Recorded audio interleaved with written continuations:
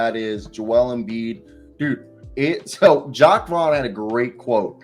He's like, we had him for 2 quarters. Now we got to do it for 4. And I thought that was a great quote because they came out game 2. And you got to give the Nets the benefit of the doubt. You got to give them credit. This is a team that they came together halfway through the season. They've been only playing less than 30 games together. And they were doing this blitz double team, making Joel Embiid's life miserable. And if they were able to do that for the full game, they would have won this game. They had this game the first half. Second half, they lost it. But I'm starting to believe maybe, I still think this might be a gentleman's sweep, but I still think, maybe the Nets take a game or 2. Claxton, though, unplayable in the 4th. Yeah. And you know who isn't? Joel Embiid, a.k.a. MVP. I understand where you're coming from. I still don't get the Nets praise. I love me some Cam Johnson. I don't think he's going to play like that all series. You see that Cam Johnson block? And the dunk over Embiid. I mean, he was a menace last night. He's a really good basketball player. Getting that contract.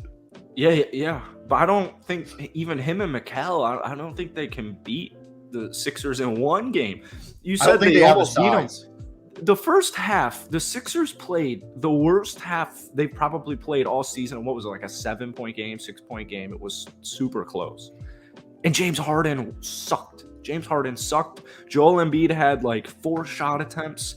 He was getting double teamed. Guys weren't hitting their shots. They were sloppy all night with the basketball. They had way too many turnovers.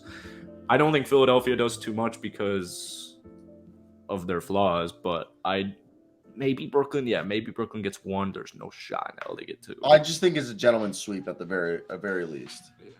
Yeah, very hard to sweep. I think next game you have to think about sitting Embiid just for playoff rest. Just give him some rest, yeah. Yeah, give him some rest. You have B-Ball Paul and Paul Reed, my former classmate. You went to DePaul or like high school? Yeah, DePaul undergrad.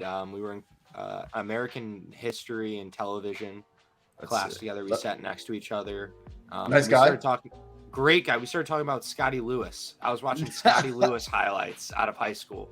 Love Scotty Lewis. And he grew up in Orlando with Scotty's like, yeah, Scotty's cold. Yeah. And then that's how him and Devin Gage at the time, we started talking. We didn't pay attention to class. So B-Ball Paul. That's just a cool story. Yeah, Paul Reed was my favorite player coming out of his draft class because I thought he was the best defender because you could guard every position. And I remember, I think in my pre-draft, I said, like, this guy could be like a double-double machine. And literally, first year in the G League, I think he won MVP, like, Rookie of the Year, averaging like 20 and 10. And he's legit. He's sick. He's sick. Awesome dude. I think I still have him on Snapchat. But we'll see. That he's super cool. B-Ball Paul, like, just have him play. I mean, honestly, just have him play. I mean, we're starting to see him more. He's definitely the type of guy that they're not going to be able to afford once his contract expires. And some teams going to give him like a Christian Wood-esque contract where it's like $15 million a year, like 45 over 3 years, and he'll get like given a shot. I would love to see him next to Bam Adebayo. Like, imagine Bam Adebayo and Paul Reed as your front court. Oh my! Disgusting. That would. And doesn't Paul Reed just fit Miami? He does. He's just like weird. He fits playing with a Jimmy Butler. Like his personality too. Great player. He's a Pat Riley guy. Exactly.